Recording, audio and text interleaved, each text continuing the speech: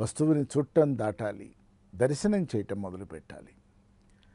మనస్సుతో ప్రపంచంలో నడిచినంతకాలం స్పర్ధ తప్పదు, భేదభావం తప్పదు.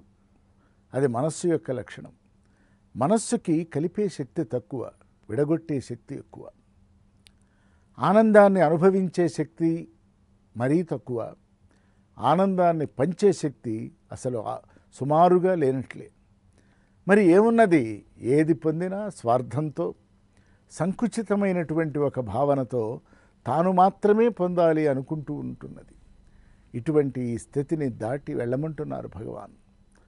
పరమేశ్వరుడితో నీవు కూడి ఉన్నాను అన్నటువంటి ఒక భావన నిశ్చితం చేసుకుంటే, భగవంతుడు నాకంటే భిన్నంగా లేడు అని అనుకోగలిగితే, ఈ సమస్త సృష్టి వస్తుమయంగా కనిపించినా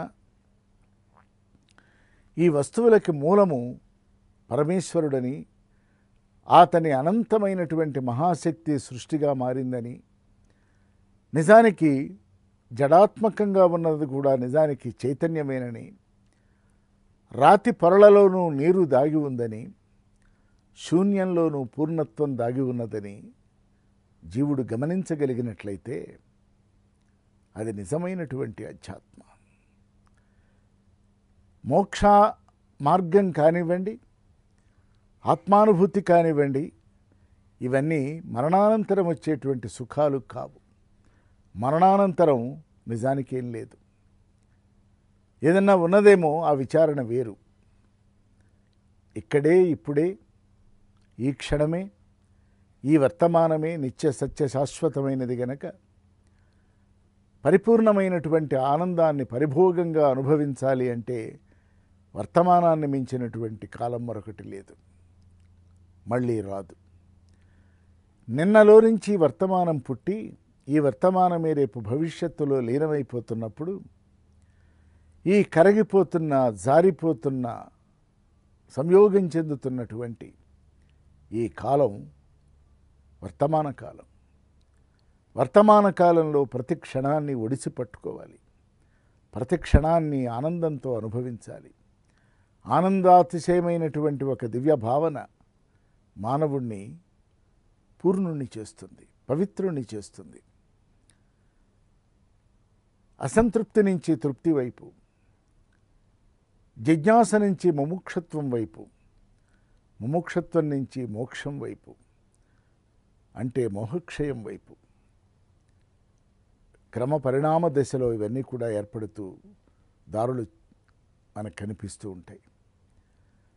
కనుక అధ్యాత్మ అనేటువంటిది నిత్య జీవితంలో భాగం కాదు. అధ్యాత్మలో నిత్య జీవితం ఒక భాగం కావాలి. ఆత్మలో ఈ సమస్త సృష్టి భాగమైనట్లుగా ముందే అనుకున్నాం. ప్రతి వస్తువు ఆత్మైకమే. ఆత్మ ఎరగనిదంటూ లేదు, ఆత్మ లేనిదంటూ లేదు. ఆయా గుణ విశేషాలను బట్టి ఆత్మ అక్కడక్కడ ప్రవర్తిల్లుతూ ఉన్నది గనక జీవుడు సాధనా మార్గంలో, భక్తి మార్గంలోకి వెళ్ళాలి అని అనుకుంటాడు. భక్తి ద్వారా భగవంతుని చేరాలి అని. కర్మ, భక్తి, జ్ఞాన అనబడేటువంటి మూడు యోగాలు నిజానికి భిన్నం కావు. కర్మ పువ్వైతే, భక్తి కాయ అయితే, జ్ఞానం పండవుతున్నది. మూడుగా కనిపిస్తున్నటువంటి అది యోగ త్రివేణి, అదే త్రిపుటి. కర్మ లేని భక్తి లేనే లేదు. భక్తిలో పూజ చేయటం కర్మే. నిజానికి భక్తి అంటే భా అంటే వెలుగు, తి అంటే కూడి ఉండటం, వెలుగుతో కూడి ఉండటం. ఆ వెలుగు ఒక విగ్రహంగా, నిగ్రహంగా, ఒక రూపంగా, ఒక అరూపంగా, ఒక భావనగా, ఒక స్థితిగా, ఒక భావావేశంగా మనకు ఎట్లాగైతే అనుభవంలోకి వస్తున్నదో అటువంటి ఆ అనుభూతిని మనం జాగ్రత్తగా నిలబెట్టుకోగలిగినట్లయితే అది పూర్ణాద్వైత భావన వైపు మనల్ని నడిపిస్తుంది. ఇక్కడ శంకర భగవత్పాదుల మాట మనం గుర్తుపెట్టుకోవాలి. శంభుజ్ఞాన వసంత సంగిని హృదారామేఘ జీర్ణచ్ఛద స్రస్తా భక్తిలతాచ్చటా విలసిత పుణ్యప్రవాళశ్రితా దీష్యంతే గుణకోరక జపవచ పుష్పాశ్చ సద్వాసన జ్ఞాన ఆనంద సుధామరందలహరి సంవిత్ఫలాభ్యున్నతి. శంభూ, పరమేశ్వర, రామ, కృష్ణ ఏ పేరుతో పిలిచినా పరమేశ్వరుని గనక మనం ధ్యానించినట్లయితే వసంతకాలం రానే వస్తుంది. శంభుజ్ఞాన వసంత సంగిని హృద్ ఆరామే, హృదారామంలో, హృదయం అనేటువంటి ఆరామస్థలంలో, విశ్రాంతి స్థలంలో అఘ జీర్ణచ్ఛద. అఘం అంటే పాపం, నశించిపోతున్నది. పరమేశ్వర అనగానే పాపభావన పోయి పుణ్యభావన వస్తున్నది. ఎండుటాకులు పండుటాకులు రాలి టపటపా కింద పడిపోయినట్లుగా. అంతేనా? స్రస్త భక్తిలతాచ్చటా విలసిత. భక్తి అనేటువంటి ఒక లత, ఒక తీగ పాకుతున్నది. ఆ తీగ మీద దీష్యంతే గుణకోరక, 3 గుణాలు మొగ్గలుగా వికాసమానం చెందుతున్నాయి, చెందటానికి సిద్ధంగా ఉన్నాయి, అక్కడ పుట్టినాయి. చిగురాకులు మోసులెత్తుతున్నాయి. దీష్యంతే గుణకోరక జప వచ పుష్పాశ్చ సద్వాసన. భగవాన్ రమణులు అదే చెప్తున్నారు. జపము చేత, వాక్కు చేత, ధ్యానము చేత, తపస్సు చేత ఒక పరిమళభరితమైనటువంటి ఒక పుష్పంగా ఆ 3 గుణాలనేటువంటి మొగ్గలు వికాసమానం చెందుతున్నాయి. సద్వాసన సుగంధాన్ని, ఒక సౌరభాన్ని, పరిమళాన్ని వెదజల్లుతున్నాయి. దీష్యంతే గుణకోరక జపవచ పుష్పాశ్చ సద్వాసన జ్ఞాన ఆనంద సుధామరందలహరి. తద్వారా కలిగినటువంటి ఒక జ్ఞానం వలన అది అమృత భావనామయమై ఒక సెలయేరై వెళ్తున్నప్పుడు దానిలో సంవిత్ అనేటువంటి, అంటే పొందవలసిన, సంవిద్ విద్య, సత్య విద్య, ఆత్మవిద్య, బ్రహ్మ విద్య, శ్రీ విద్య, ఫలాభ్యున్నతి.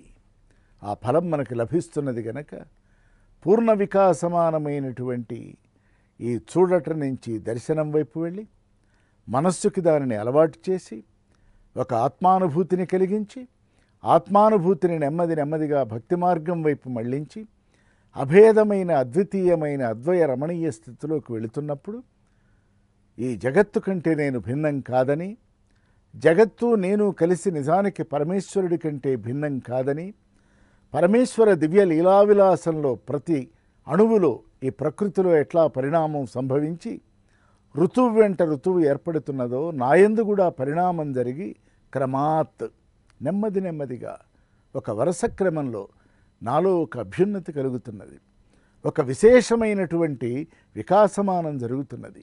ఆ వికాసమానం చెందటానికి నా మనస్సుని శుద్ధ మనస్సు చేయటానికి అనాహతం నుంచి డైరెక్ట్గా, సరళంగా, సూటిగా, గంభీరంగా, ఉదాత్తంగా కానీ స్పష్టంగా, యథార్థంగా నా మనస్సును నేను నా హృదయస్థలిలోకి తీసుకుని వెళుతున్నాను. అందుకనే భగవత్పాదులు కూడా కవితాత్మకంగా చెప్తూ ఆరామ స్థలం, ఆ హృదయమే నిజానికి ఒక ఆరామ స్థలం. మన మనస్సులో ఎప్పుడు విశ్రాంతి తీసుకోలేం, హృదయంలోకి వెళితే విశ్రాంతి తీసుకోగలం. రణగుణధ్వనుల మధ్య మనం మంచి నిద్రపోలేం. ఒక ప్రసన్నమైన, ప్రశాంతమైన, ఏకాంతమైనటువంటి ప్రదేశంలోకి వెళ్ళినప్పుడు మనం హాయిగా నిద్రపోతాం, సుఖంగా ఉంటాం. ఇవన్నీ కూడా మనం చక్కగా అర్థం చేసుకోవలసినటువంటి విషయాలు. వీటిని భగవాన్ భేదభావం లేకుండా మనస్సుకి నెమ్మదిగా ట్రైనింగ్ ఇవ్వండి, దానిని టేమ్ చేసుకుంటూ వెళ్ళండి. ఇవన్నీ మనం పదే అనుకోకపోతే ఉపదేశసారం కూడా ఒక పారాయణం అయిపోతే ఎట్లా? ఆచరణాత్మకమైన దివ్య విధానం పూజను దాటి, వ్రతాన్ని దాటి, సందర్భాన్ని దాటి, ఆరాధనను దాటి, వేడుకను దాటి, జాతరను దాటి, అనేకమైనటువంటి తంతులను దాటి ఎక్కడికి వెళ్ళాలి అంటే హృదయారామస్థలే, అక్కడికి వెళ్ళాలి. అక్కడికి మనస్సును తీసుకెళ్ళాలి. మనసు అంటున్నది ఈ ప్రపంచం వైపు చూడు, ఆనందాన్ని అనుభవించు అని దానికి చెప్పాలి. నీవు ఈ ఆనందాన్ని చెప్తున్నావా? నేను నీకు ఒకదాన్ని దర్శనం చేయిస్తారా? ఈ కలుగుతున్న వస్తువు ద్వారా కలుగుతున్న సుఖము, సంతోషము, నువ్వు అనుకునేటువంటి ఆనందం కంటే అసలు సిసలైనటువంటి ఒక ఆనందాన్ని నీకు నేను పరిచయం చేస్తాను అని మనస్సుని మనం తీసుకువెళ్ళగలిగినటువంటి ఒక స్థాయికి వెళ్ళమని భగవాన్ రమణులు మనకి మార్గోపదేశనం చేస్తున్నారు. అరుణాచల